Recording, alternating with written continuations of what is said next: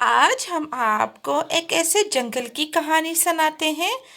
اس جنگل میں ایک بہت ہی امیر پکشی رہا کرتی تھی۔ اس کے پاس ایک خوبصورت سا بنگلہ تھا۔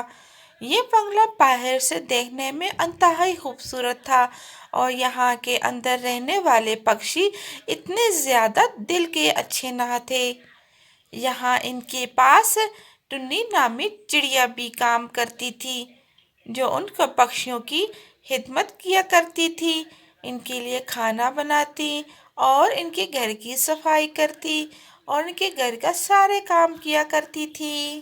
ایک صبح ٹنی اپنے کام کے بارے میں بتانے کے لیے اس بیگم صاحبہ کو جا کر بتاتی ہے۔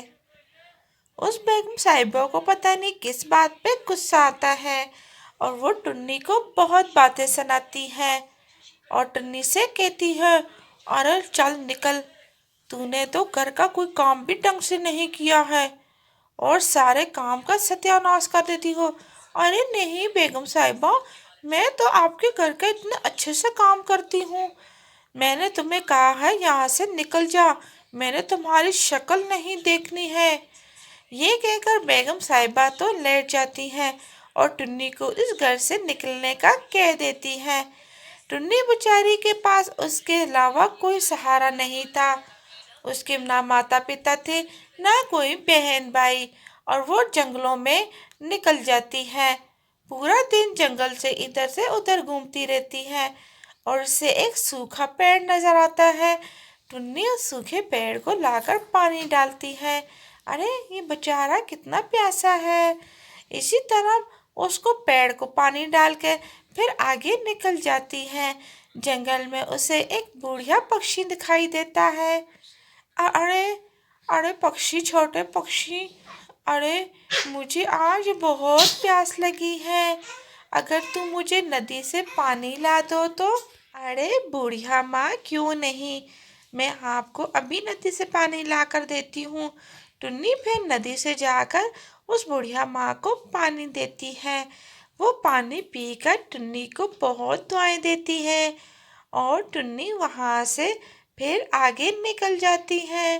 وہ ایک ندی کے کنارے جاتی ہے جہاں مٹھو طوطا اور اس کی پتنی بیٹھے تھے، جو جنگل کا راستہ بھول کر کسی اور دشا میں آ جاتے ہیں۔ ٹنی ان کو ان کے جنگل کا راستہ بتاتی ہے۔ ارے تم لوگ تو غلط آگے ہو، میں تم لوگوں کو صحیح راستہ دکھاتی ہوں۔ ارے تم اس جنگل سے جلدی سے چلے جاؤ، نہیں تو یہاں مٹھو طوطے لوگوں کو یہاں نہیں رہنے دیتا۔ وہ چیل ندی کے کنارے جاتی ہے، وہاں اسے جادو والا طوطا ملتا ہے۔ ارے مہراج، آپ یہاں کیا کر رہے ہیں؟ ارے ہم جادوئی مہراج ہیں۔ ارے ٹنی، ہم نے تمہارا جنگل کے پکشیوں کو اور جنگل کے درختوں کو خیال کرتے دیکھا ہے، تو ہم نے سوچا تمہیں انعام دیں گے۔ اسی لیے جو جنگل میں کوئی اچھا کام کرتا ہے ہم اس کو انعام دیتے ہیں۔ یہ لو کچھ پھلوں کے بیج، تم اپنے کھیت میں پھلوں کو لگا دو اور غریبوں کی مدد کر دو، تمہارا من بہت اچھا ہے۔ پھر ٹنی وہ بیج لا کر اپنے ایک چھوٹے سے کھیت میں بو دیتی ہے۔ ارے کیا یہ واقعی ہی پھلوں کے بیج ہیں؟ کیا یہ جلدی ہی پھل دینے جائیں گے؟ ٹنی جیسے ہی بیج بوتی ہے، وہاں لال لال سیبوں کے درخت اگاتے ہیں۔ ارے یہ کیا، اتنے جلدی یہ پیڑ اگ کر اور ان پر پھل بھی لگ گیا، ایسے پیڑ تو میں نے پہلی بار دیکھے ہیں۔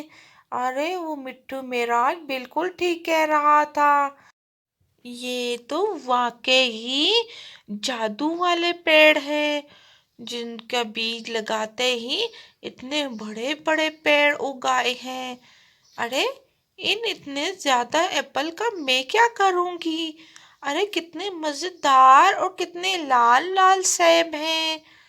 ارے ہاں، ارے مجھے ان کو جنگل کے غریب پکشیوں کو دینا چاہیے، پھر ٹنی بڑی سی باسکٹ بھر کر جنگل کے پکشیوں کی بستی میں چلی جاتی ہے۔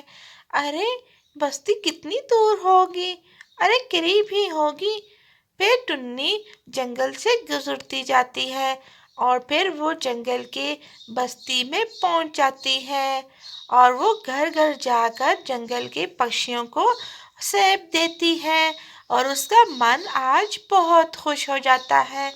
وہاں ایک دش راجا کوا رہتا تھا۔ ارے یہ ٹنی تو یہاں بھی پہنچ آئی، ارے میں اس کو یہ کام نہیں کرنے دوں گا۔ ارے یہ کون ہوتی ہے یہاں پکشیوں کی مدد کرنے والی، اپنا نام بنا رہی ہے، میں اس کو ایسا کبھی نہیں کرنے دوں گا۔ اس جنگل میں میرا حکم چلتا ہے، صرف میرا۔ دش کوے کا من تو بہت ہی برا تھا اور وہ ٹنی کو غریب پکشیوں کی مدد کرتے ہوئے نہیں دیکھ سکتا تھا۔ اس کے من میں تو یہی تھا کہ جنگل کے غریب پکشی غریب ہی رہے تاکہ میں ان پر اپنا حکم جما سکوں۔ میں اس ٹنی کی بچی کو کبھی بھی غریبوں کی مدد نہیں کرنے دوں گا۔ جب یہ غریب پکشی امیر ہو جائیں گے پھر تو میری کوئی بات ہی نہیں سنے گا۔ ارے یہ جہاں سے ایپل لاتی ہے میں ان پیڑوں کو ہی ختم کر دوں گا۔ پھر وہ دش کوا جنگل میں جانے لگتا ہے کہ میں ان پیڑوں کو سکھا دوں گا۔